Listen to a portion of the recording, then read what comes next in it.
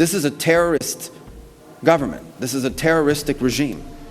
And we are seeing them conduct terrorism. And the objective of this mission is to destroy their ability to continue to do that. And we are well on our way to achieving that objective every single day with overwhelming force, with overwhelming precision. The military, the United States military, the men and women in uniform are conducting an extraordinary operation. But I want everyone to know your military is getting the job done. And every single day, this regime in Iran has less missiles, has less launchers, their factories work less, and their navy is being eviscerated. And the world is going to be a safer and a better place when this mission is accomplished. So thank you. Thank you. I want to welcome everyone here to the State Department. I wish it was on a happier occasion, although we do have things to celebrate in terms of Americans that have been returned, but also we remember those who have not returned. I want to open, first of all, just by stating the obvious. The United States is currently engaged in an operation targeting one of the world's leading hostage taker, the world's leading sponsor of terrorism, the regime in Iran. And first, I think we would all take a moment both to offer our thoughts, our prayers, and our condolences, and to honor the families of those who have fallen, the 7 Americans who have lost their lives in the initial hours of this operation. Incredibly brave Americans, and you saw 6 of them dignified return over the weekend. And we all are in awe of their service, of their bravery, of their courage. And our hearts and our support extend out to their families in this very difficult moment, and the families of these incredible heroes. And heroic things are happening all the time, some of which will never make it to the headlines. But American men and women in uniform are conducting an extraordinary mission with extraordinary efficacy and efficiency and impact. The goals of this mission are clear, and it's important to continue to remind the American people of why it is that the greatest military in the history of the world is engaged in this operation. It is to destroy the ability of this regime to launch missiles, both by destroying their missiles and their launchers, destroy the factories that make these missiles, and destroy their navy. I think we are all seeing right now the threat that this clerical regime poses to the region and to the world. They are trying to hold the world hostage. They are attacking their neighbors. They are attacking neighboring countries, their energy infrastructure, their civilian population. They're attacking embassies. This is a terrorist government. This is a terroristic regime. And we are seeing them conduct terrorism using nation-state elements, using weapons like missiles and one-way attack drones. And the objective of this mission is to destroy their ability to continue to do that. And we are well on our way to achieving that objective every single day with overwhelming force, with overwhelming precision. The military, the United States military, the men and women in uniform are conducting an extraordinary operation. There are not a lot of cameras down there covering what they're doing, as opposed to some of the other images that you may see from some of the cities and capitals nearby.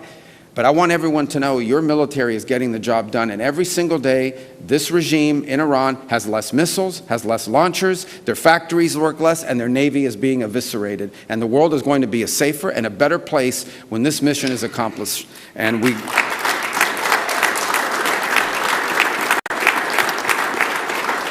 Now, we are here today, obviously, on something that touches right on Iran, but I think, unfortunately, it's not just limited to Iran. And we're here on the 3rd U.S. hostage and wrongful detainee day, and it's a day that exists because families and loved ones refuse to let their loved ones be forgotten. We have this day to celebrate those who return, to honor those who perished in captivity, and commit to returning those who are still in detention and holding also the perpetrators of this accountable. Last year marked 10 years of what they call SPIHA and the Hostage Recovery Fusion Cell. These were entities that were created with a specific mission of bringing Americans who are justly detained, bringing them home. And because of this mission, because the heart of this mission really can be captured in one word, and that one word is homecoming, reuniting people to their loved ones.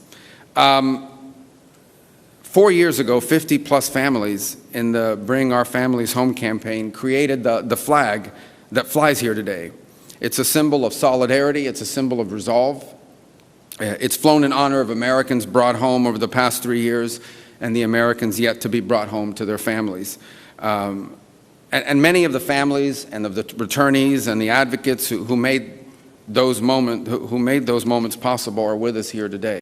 And we want to thank you for your advocacy, for never allowing us or anyone to forget of those Americans that are unjustly detained, and we're especially grateful to those who themselves were detained. You know, it would be perfectly understandable if you decided, I'm back home, I'm going to go on with the rest of my life. Your willingness to step forward, to tell your stories, and to ensure that other Americans who are similarly situated to the way where you once were are not forgotten. We're truly grateful. Your persistence, your courage, your love for your family members continues to drive this effort in days like today. As was already pointed out, March 9th marks the day that Robert Levinson went missing in Iran, and actually it was a case that I was also very involved in as a United States Senator, dating back to my very first day in the Senate. In fact, one of the first meetings I had, and to this I credit my former colleague, Senator Bill Nelson of Florida, introduced me to this case as soon as I got elected. And because of Mr. Levinson's ties to Florida. And we remained on that case throughout my career in the United States Senate, and it's one we will not forget. It's indicative of two things: the fact that Americans are taken all over the world, but it is particularly a reminder of the nature of the regime that we're dealing with in Tehran. We're honored to have his sons here today, Dan and Doug, with us. Thank you for being here. We appreciate you very much.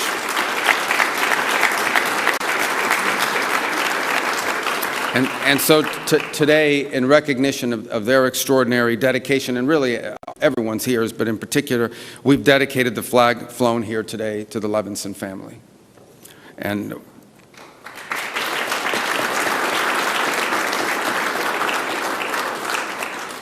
I think it's also important to give President Donald Trump a tremendous amount of credit. He has made, from the very first day in office, the return of Americans held abroad unjustly a priority of his administration. And since his inauguration, a little over a year ago, over 100 Americans have been brought home.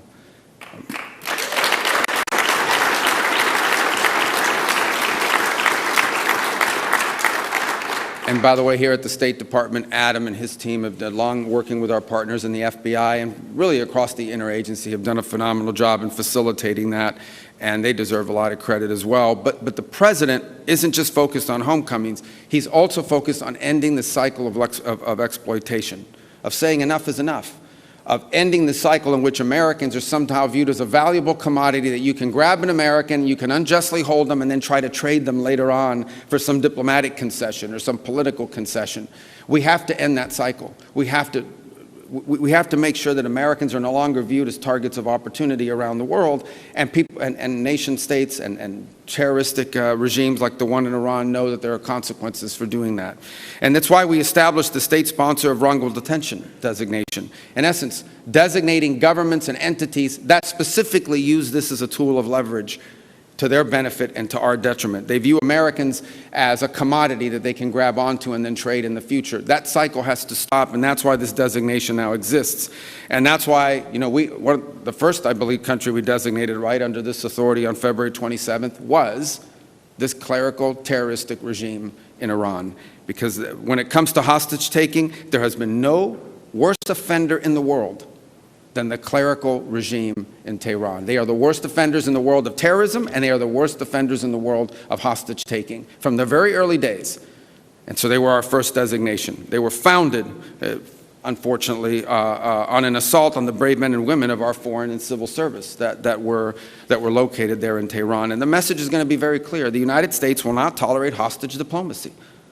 They're not going to tolerate, and we're going to continue to hold that regime accountable, and all other regimes that engage in this accountable for these practices. So, in closing, let me just say, today we honor those who are still waiting. It celebrates those who returned, and it remembers those whose homecoming came sadly and tragically in a different way. But our mission, even as we remember and honor those from the past, our mission is forward-looking. We believe in homecomings, we work for homecomings, and under the President's leadership, we will not stop until every single unjustly detained American is brought home. Thank you.